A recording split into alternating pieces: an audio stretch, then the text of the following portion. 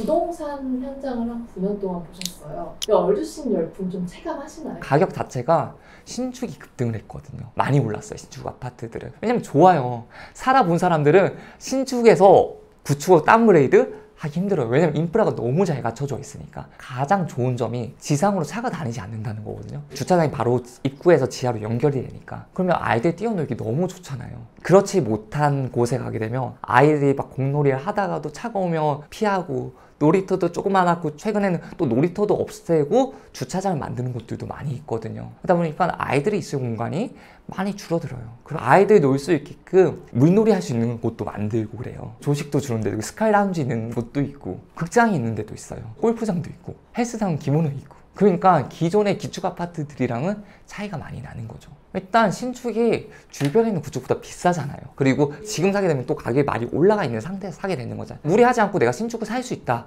라고 한다면 저는 적극적으로 권해드리죠. 신축 너무 좋다고. 근데 이곳저곳 다 돈을 모아가지고 신축에 들어가 산다 라고 한다면 그 다음 넥스트를 볼 수가 없는 거죠. 예를 들어 신축을 거주를 하고 있으면서도 나는 돈을 모아서 더 좋은 지역이라든지 더 좋은 아파트로 갈 수 있는 능력을 키워야 되는데, 그게 아니라 주담대 갚고 이것저것 하고 나면 나한테 추중에 남는 돈이 하나 없고 여기에 사는 게 끝이야. 근데 여기서 금리가 오르면 어쩌지? 매일 이런 걱정을 하고 있으면 신축 사는 게 행복할까요? 좀 불안할 것 같거든요. 근데 저는 그 말씀 드리고 싶어요. 지금 내가 구축에 산다고 하더라도 영원히 구축에 사는 건 아니에요. 지금은 조금 더 자산을 키워나가는 단계고, 아이가 초등학교를 갈 시기가 된다면 그때는 나는 조금 더 좋은 데로 옮겨갈 수 있을 거야 라는 확신을 가지셨으면 좋겠어요. 그리고 그걸 자산을 불려나갈 수 있는 기회들이 여러 번 올 거거든요. 서울 중랑구에 있는 아파트예요.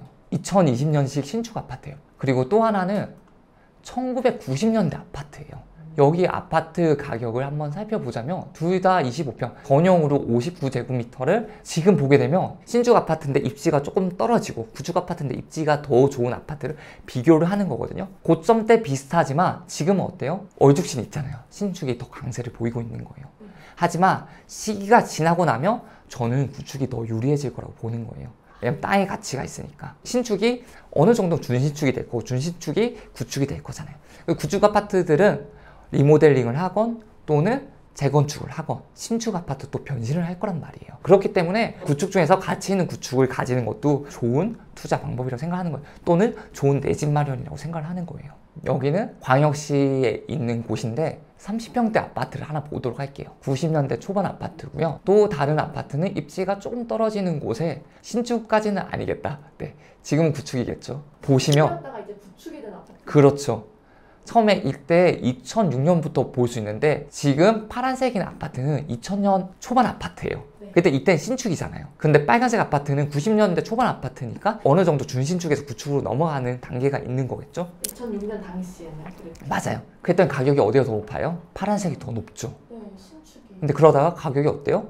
똑같아지죠. 그러다가 상승장대 어디가 더 올라가요? 빨간색인 구축이 더 많이 올라가죠. 연식 차이가 10년이 나는 건데. 그래서 결국 신축이라고 하는 거는 사기도 너무 좋고 신축 살 수 있으면 사는 게 맞아요. 왜냐면 가격도 빨리 오르고 하니까. 다만 신축에서도 감가를 맞는 게 있어요. 그게 건물이에요.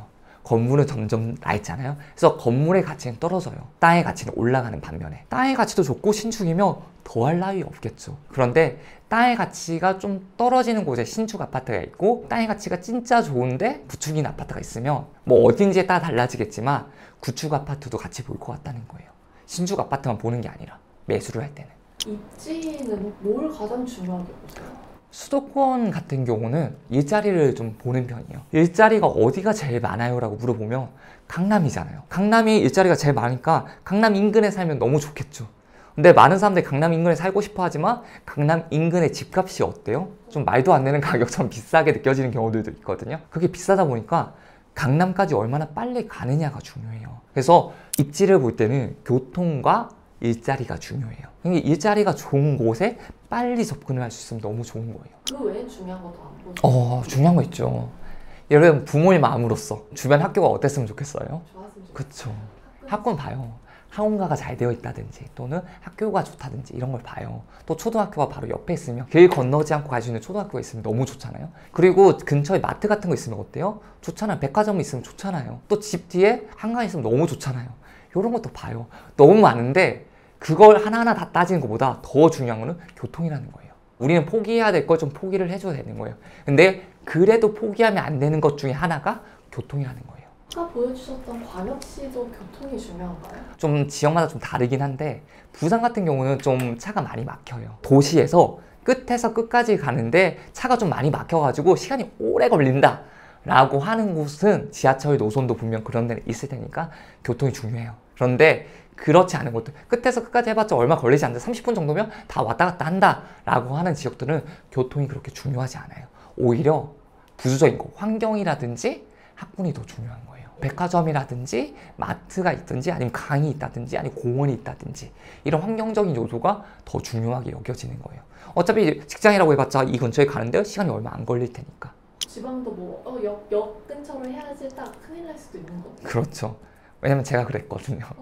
제가 실제로 그렇게 투자를 한번 해봐서 알아요. 지방은 그런 곳들보다 오히려 신축이 더 빨리 오르고요. 오히려 학군이 좋은 데가 더 빨리 오르고요. 환경까지 더 좋으면 더 빨리 올라요. 이런 부분들을 알고 있는 게 좋다는 거죠.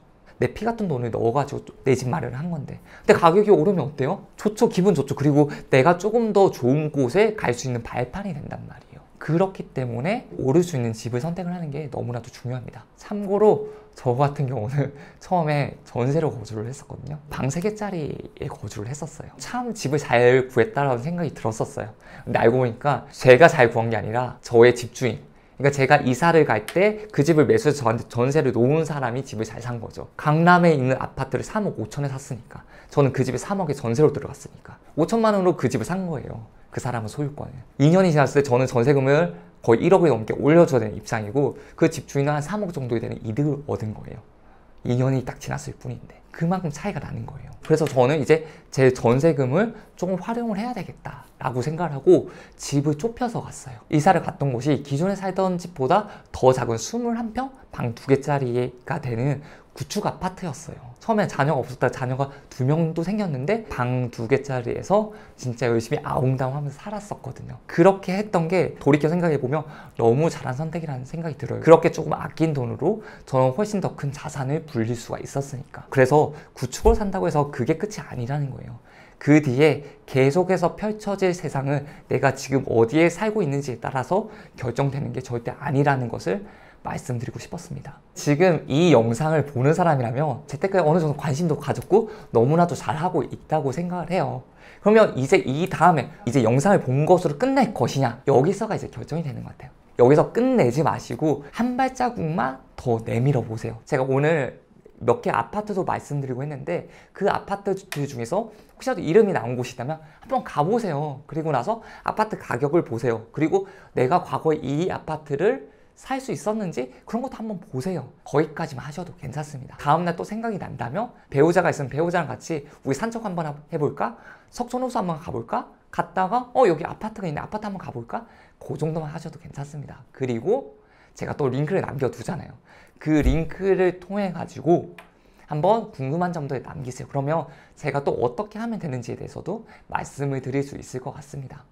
그래서 지금 영상 보시고 끝내는 것이 아니라 딱 한 발자국만 같이 해봤으면 좋을 것 같아요.